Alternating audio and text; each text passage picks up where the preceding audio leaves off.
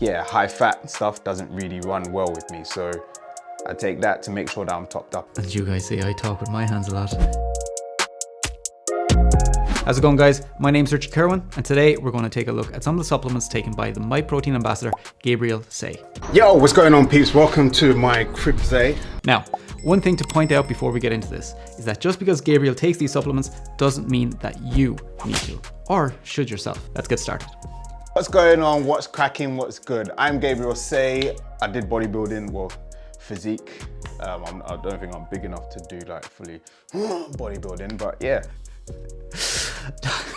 Don't be so modest, man. Those shoulders were built for the stage. Iron and folic acid is the first one. This one promotes healthy red blood cells. Also gives me a very luscious, epic beard. Yeah, it is a pretty epic beard.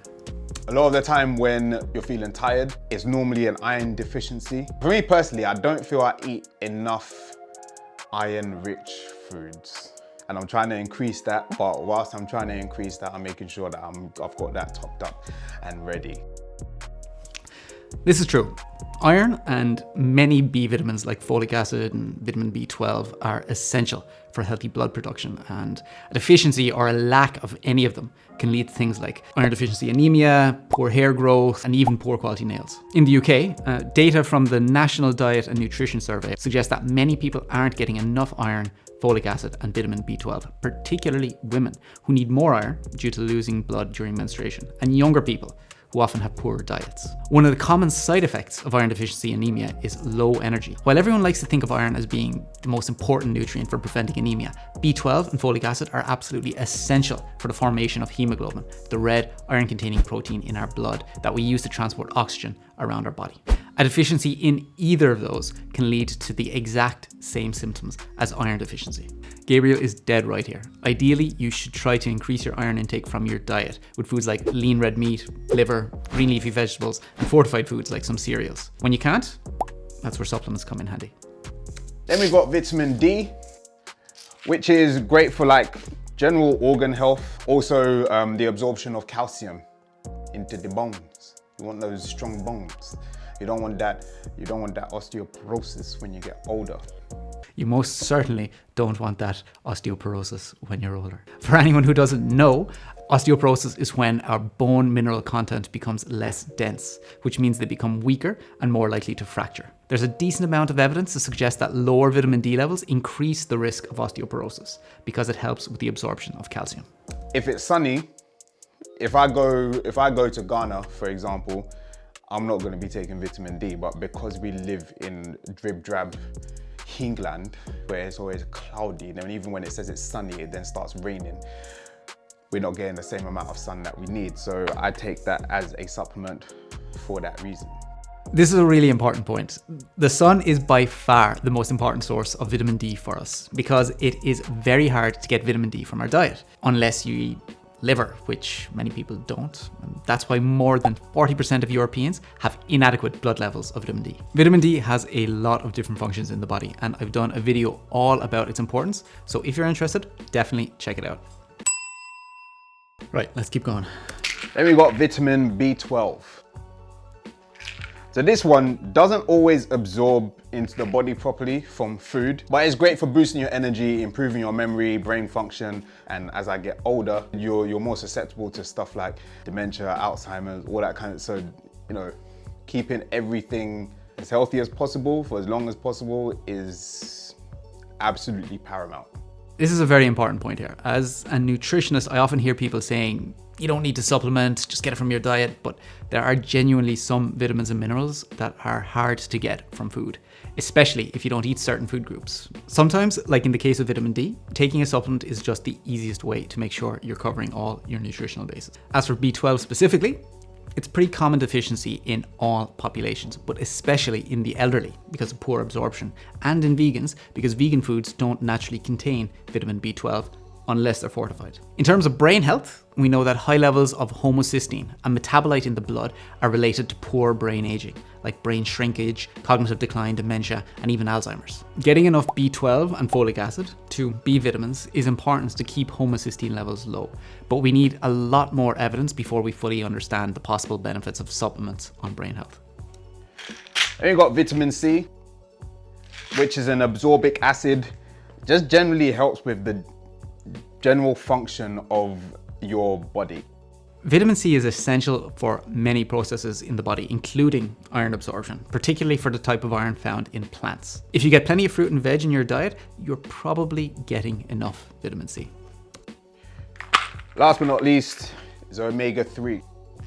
These are great for helping with heart disease, depression, dementia, I think, and also arthritis. Your body can't make them, so it's best to get it from food sources or a supplement. It's true that people who have higher blood levels of certain long-chain omega-3s, the type you get from oily fish, tend to have lower risk of those conditions, and fish oil supplements are one of the few supplements I recommend for most of my own clients who don't eat oily fish. Now, I've explained the difference between short-chain omega-3s like you'd find in flax seeds, chia seeds, or walnuts, and long-chain omega-3s like you get from seafood and algal oil in a previous video for Myprotein, so check it out. Along with that is I will normally have with my breakfast, I have oats and I will have protein. Breakfast tends to be the lowest protein meal of the day in the UK, so adding protein to your first meal can be a good way to increase your total daily protein intake, if that's your goal. You can do that with dairy, eggs, protein powders, and even those pre-made shakes if you want something really convenient. If I'm having one of my recipes though, yeah, I've got one recipe which is banging. I have this. Whey is the highest quality protein we know of. There are lots of different types of whey. Personally, if you have no issues with lactose, I think a whey concentrate like this is a really good option. But if you want a very different type of shake, you might want to try a clear whey type product. Now, I haven't tried something like this myself, hint hint, but basically it's whey protein that has been processed and filtered to provide a protein that is much more pure than regular protein shakes, and it dissolves really well in water. It dissolves so well that it's almost like a juice. It also has virtually the same amino acid profile of whey protein, so you should have the same benefits for MPS. So it's nice if you want to change from a regular milky protein shake. And then after breakfast, after getting the kids ready, I'll get ready to train, and that's when the Preworkout Plus. 6 grams of L-citrulline, 3.2 grams of beta-alanine, 300 milligrams. 300 grams of caffeine would like literally dead you. He's right, it would literally dead you. So I'm not a massive fan of most pre-workout blends because they often contain things that don't work or aren't dosed correctly.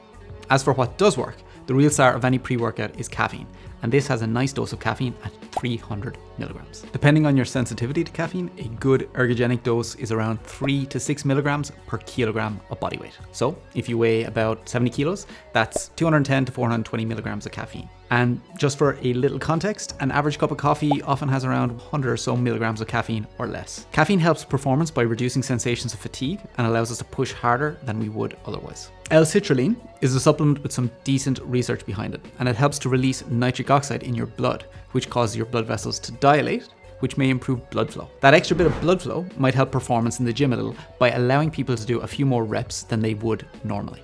Finally, all I'd add is like some snacks. I noticed through my own tracking that I fall short on my protein.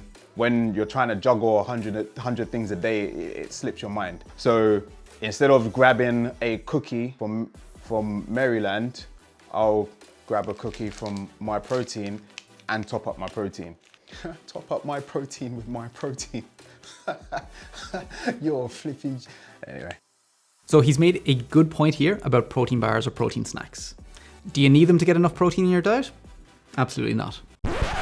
However, if you can replace a lower protein snack like a cookie with a higher protein snack like a protein bar, it can help you to reach your protein goal for the day. Personally, I'm very much a fan of a food-first approach when it comes to nutrition. So getting as much of what you need from your diet as possible. But as we've already mentioned, sometimes supplements or protein bars or whatever can make getting all your nutrients a little easier or more convenient. Gabriel's a busy guy and he's a father, so some products can just take the stress out of meeting all of your nutritional bases. At the end of the day, You have to do what works for you. So this has been Gabriel Say's supplement routine. What did you think? Do you take any of these supplements yourself? Let us know in the comments, and if you have any questions about these, ask us in the comment section below as well. And remember, like and subscribe to the Myprotein YouTube channel for more great evidence-based nutrition information.